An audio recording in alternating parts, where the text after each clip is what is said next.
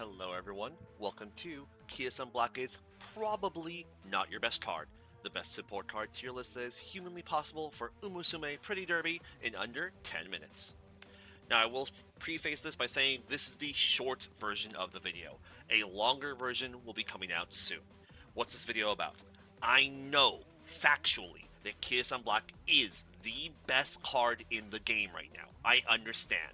But that's not the only consideration that you should have when trying to build your decks for your Uma. What makes a card good is not always the absolute peaks that are possible with a card. So that's why I'm going to help you. I'm going to help you understand what makes a card good, how to tell if your card is good, and I need to talk about how you've been lied to about cards and what my tier list will probably look like versus what other people's tier lists will probably look like. First and foremost, the most important part of a card is purpose, alright? No purpose, no shot. Whenever you're doing anything, whether you're trying to run for a specific distance, a specific racing style in mind, if you're trying to make a good legacy Uma, then your cards are probably going to look vastly different. A really simple example is that someone who's doing front running sprints does not need stamina cards and really can just get away with a bunch of speed cards. Bakushin is famous, right? In addition, Gold Chip needs a very different card list compared to that Bakushin, right? She needs at least one stamina card. There's plenty of good arguments for needing two, right? Power is also fairly important for a Gold Chip. And if you don't believe me, here's a short example for a demonstration of purpose. Number one is that there was a tourney for VTubers about 2-3 months ago, right when Umasuma came out, right? And most enemy gold chips had S in speed. They usually outsped my gold chip by a good 300 to 500 speed. However, my gold chip had slightly more stamina and a lot more muscle than theirs did, with 200, 300 more powers than theirs. And it turned out that in combination with her skills was very important because she beat every other gold chip by a good 14 lengths, right?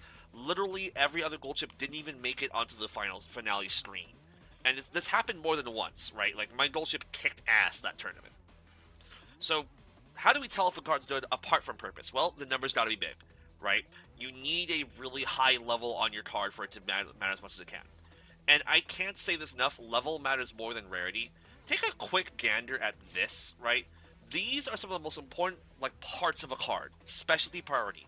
This dictates how often your card will actually show up on the stat that you want. Kitasan Black, the famously high power, high specialty priority card, is not that good at level 1. I'm sorry. That's just no other way to put it, right? If you haven't leveled this thing up and it's not all the way maxed out, it's frankly just not that good at actually being on speed in the first place, right? You wouldn't believe how many level 20 Kitasan Blacks I've seen when people show me their decks. It's too many. Right? And it's not just raw numbers either. Some stats just don't exist until you level them up. Very notably, this power bonus on Kitasan Black it's one of the things that makes Kitasan Black so broken, right? And it just doesn't exist unless you level up Kitasan Black at least once, right? And when I say that, you need to understand that a well-leveled R card or SR can absolutely outcompete a SSR. Again, I'm going to make sure I bring your attention to Kitasan Black at level 0 or level 30, compared to a level 40 Silent Suzuka that's R, right? That level 40 Silent Suzuka has the same friendship bonus, a better mood effect. They don't have the training effectiveness, which is a downside, but they also have more than double, especially priority, right? The odds of Silent Suzuka actually being on speed are way higher than a base level Kitasan Black. It's not close, alright? Beyond that, too, you also need to think about card events. Events that give you special conditions like Practice Perfect or Hot Topic. Personally, I'm a really big fan of Hot Topic, by the way. Or the famous one right now is Super Creek, right? Super Creek gives access to the best stamina recovery in the game, which has been incredibly important for anyone who's been trying to compete in the Taurus or Genomite Cups, right? So this Swinging Maestro was incredibly goated. You also need to think about your purpose to skill ratio at least a little bit. Now, this isn't really an individual card question so much as a question for your deck as a whole, right?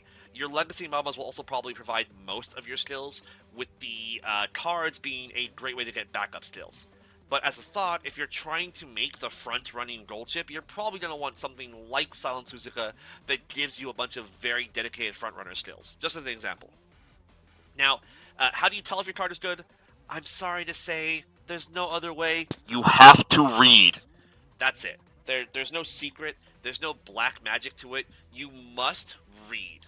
It is required. You cannot skip this step. All right, and you need to think about your current purpose for the run, like what you're trying to do. Use your good judgment, scan your available cards, and then go to the game towards compared tool. I'll try and put a link in the description somewhere for this. You really should have access to this. If you're not using this, you're probably losing out on a lot of power for your cards that would otherwise tell you so much about how good your cards actually are.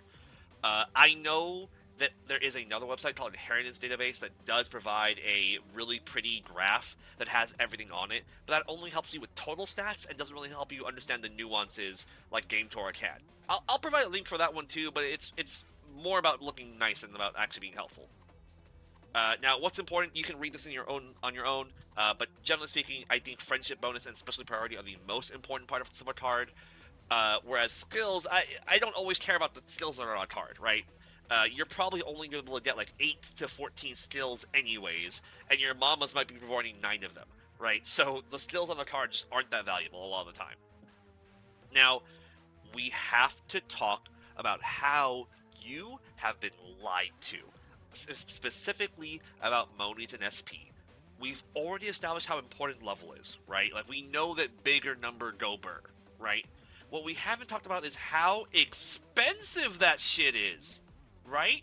Like, look at this. Look at how much it costs to go from just level 35 to level 40. That's 16k for 5 levels. And frankly, there's no way to sugarcoat this, right? Reminder, a well-leveled regular card can do better than a low-level SSR. Which means if you see the exact same quality of card, right, but it's just a lot cheaper, guess which card you should upgrade? Because you have more than one card to upgrade. Like, yes, I can afford this one upgrade, but what happens after that? Right? This stuff gets expensive fast, right? Especially when you just look at like just going from level 1 to level 40, even on a regular card, right? You don't have that kind of monies. I'm sorry. Your wallet is empty very fast. And how do I know? Well, some of you might remember, if you were here for it, you might remember Golshi mode. In Golshi mode, we got something pretty like 1,600,000, whatever. Like, it was a lot. It was a lot of monies, right? And that was cool, but that's already done, right? It's done and past. And we also just don't get that many daily races. That will change soon, by the way. You can kind of multiply these by 2 in your head because that's changing soon-ish. They're going to give us more daily races. But until then, you're probably just not having access to a lot of really great cards because you just don't have access to a lot of money. And bear in mind, this is just one facet of the problem, right? Because you need to get to the point where you can uncap a card in the first place, all right? So this is the rate for a banner card, by the way. If it's not a banner card, this number gets so much worse, all right? But we're not going to do the math for that. We'll save that for later, all right? We'll save that for the big video. Until then, 5 copies in order to get all the way up to a level 50 MLB SSR card, right?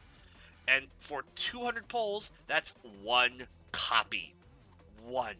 Which means you need 1,000 pulls on average in order to get all 5 of your copies that you need. Which means, since it's on average 1,500 carats for 10 pulls, you're going to need 150,000 carats to pull a full star Kitasan Black on average minimum, right? And frankly, you don't have the money, honey. We don't get that many free carrots, especially right now on Global. Global has like half of the free carrot generation that every other system got because we just don't run as long, right? We don't have the extra month in between races and in between banner drops that the Japanese and Korean servers got. So that means we really are living in poverty. And frankly, unless you have $2,100 lying around, because again, you need 5,000 carats per $70,000 bundle, which means that you need 30 bundles, you're going to need a lot of money. And frankly, I'm not Tony Stark. I can't do that, and I don't know about y'all. So what does that mean for our tier list? It means for our tier list, it really is 99% about what cards you even have. All right. Uh, what cards you have is the most important stat in the deck. All right, it's the most important stat that you can possibly generate. You don't know what your best card is until you go look on Game Tora and start thinking about what you're trying to do. Right?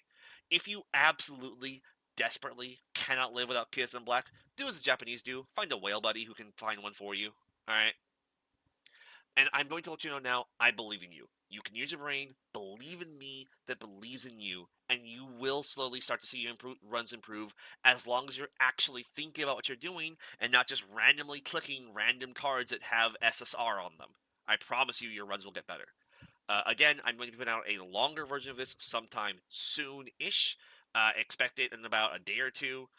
For this version is really more about just getting it out there so that you all with the zoomies brain that can't stand to sit still for more than 10 minutes can like try and get something done in the meantime.